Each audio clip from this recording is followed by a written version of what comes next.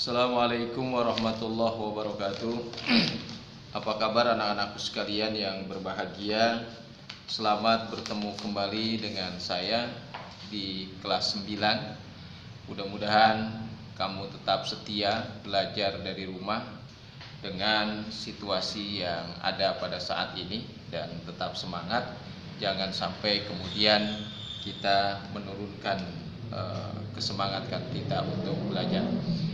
Pada kesempatan kali ini pelajaran kita di kelas 9, pelajaran seni budaya, kita lanjutkan pembahasan kita yang kemarin adalah tentang pengertian vokal group.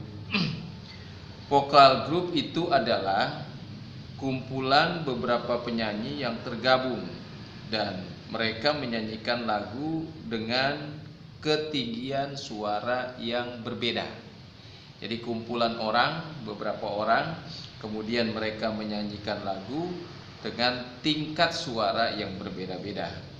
Antara lain berdasarkan tingkat suara, ada suara sopran, ada alto, ada bass, ada tenor, dan kemudian sopran dan alto merupakan jenis suara wanita, sedangkan bass dan tenor adalah merupakan suara laki-laki. Nah, vokal group atau ensemble vokal adalah kelompok penyanyi yang mengandalkan kemampuan skill individual dan musikalitas yang sempurna. Perkembangan vokal group dewasa ini bisa dibilang sudah cukup. Kenapa? Karena dilihat dari warna vokal, pembawaan atau penggarapan, ini semakin kemari semakin berkembang. Kemudian anak-anak sekalian yang berbahagia, jumlah anggotanya dalam vokal group, jumlah anggota bisa 5 sampai dengan 10 orang atau 1 sampai 2 pemusik. Sedangkan paduan suara jauh lebih banyak, bisa jadi jumlahnya sampai 20 orang gitu. Kemudian pembagian suara bisa digabung, ada kelompok alto, ada mezzo sopran, ada sopran dan tenor, kemudian nanti diaransemen sedemikian rupa menjadi sebuah kekhasan dalam vokal group. Peran-peran vokal dalam vokal group ada yang namanya lead vokalis. Apa lead itu? Adalah bagian yang mengharuskan penyanyi menyanyikan lagu dengan nada yang paling tinggi. Jadi ada barisan yang menyanyikan lagu dengan nada yang paling tinggi, itu namanya lead vokalis. Kemudian ada yang disebut namanya main vokalis. Apa main vokalis itu? Adalah bagian vokal dengan tingkat suara yang sedang. Artinya tidak terlalu tinggi dan tidak terlalu rendah. Kemudian yang ketiga bagiannya ada sub vokalis. Apa sub vokalis itu? Adalah vokal yang setingkat lebih rendah dari sedang. Dan yang keempat vokalis. Vokalis adalah bagian vokal yang hampir sama dengan vokalis. Jadi ada yang tinggi, ada yang sedang, ada yang di bawah sedang, kemudian hampir sama. Kemudian yang kelima bagiannya ada yang disebut namanya lead paper. Apa lead paper itu? Atau lead rapper, bukan lead paper, lead rapper adalah bagian rapper yang sering menyanyikan lagu rapper dalam vokal group. Biasanya lead rapper menyanyikan lagu dengan suara yang hampir sama. Kemudian ada lagi main rapper, adalah bagian rapper yang menyanyikan lagu rapper sebagian yang sedikit lebih rendah.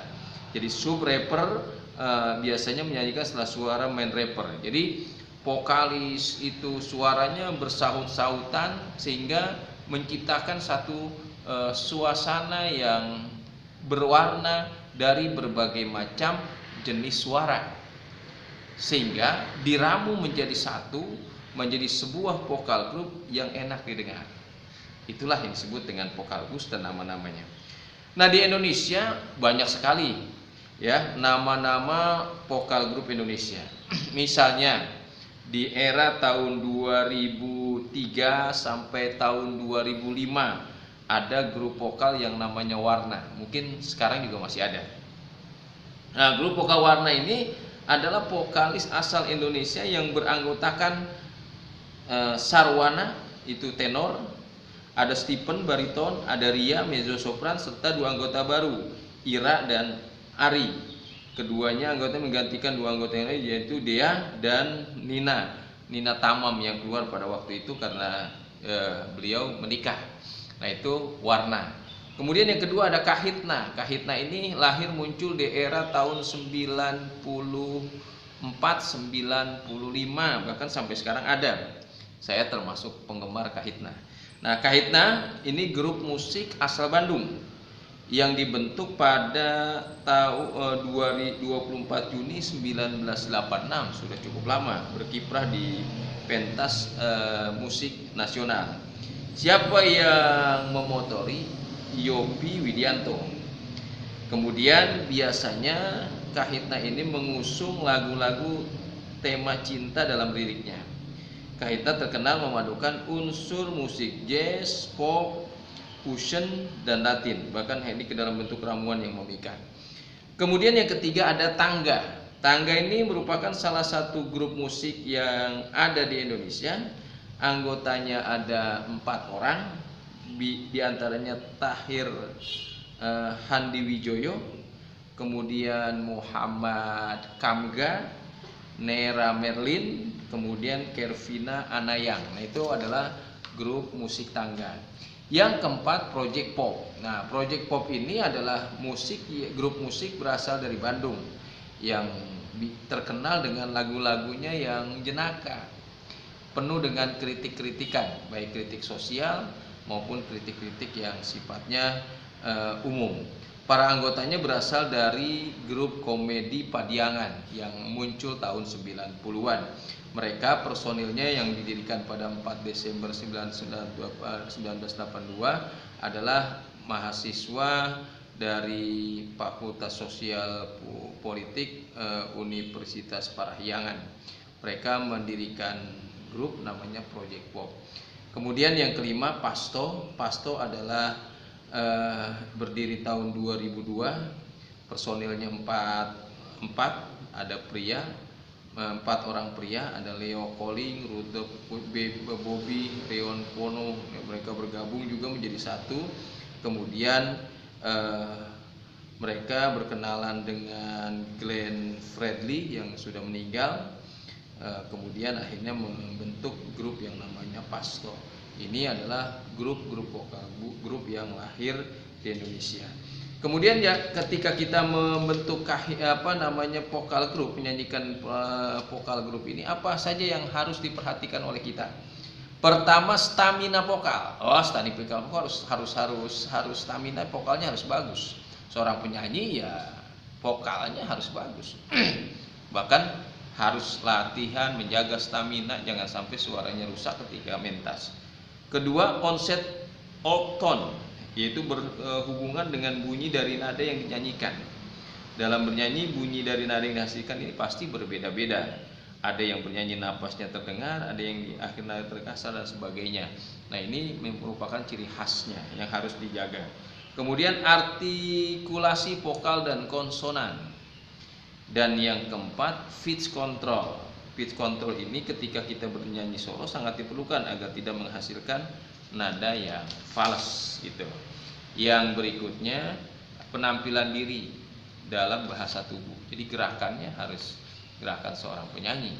Kalau nyanyi cicing wae kayak patung, nggak menghasilkan sesuatu yang bagus.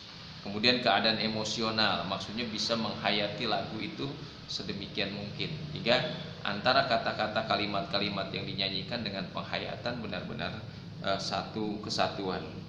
Kemudian kemampuan berkomunikasi, dan yang berikutnya interpretasi makna-makna lagu. Nah ini menjadi penting bagi kita untuk senantiasa kita memperdalam. Mudah-mudahan pertemuan ini bisa menjadi wawasan kita dalam pelajaran seni budaya di kelas 9. Oleh karena itu selebihnya saya minta kalian perdalami lagi tentang vokal grup dari mulai halaman 25 sampai dengan halaman 28. Dan selebihnya silakan kamu juga cari di internet, atau saya minta juga sebagai sebuah wawasan buka YouTube lagi kaitan dengan vokal grup yang tadi kita sudah sama-sama sebutkan supaya kamu lebih mengenal lagi. Terutama ada Kahitna, ada Project Pop. Coba dengarkan dan amati lagu-lagu itu. Terima kasih. Assalamualaikum warahmatullahi wabarakatuh.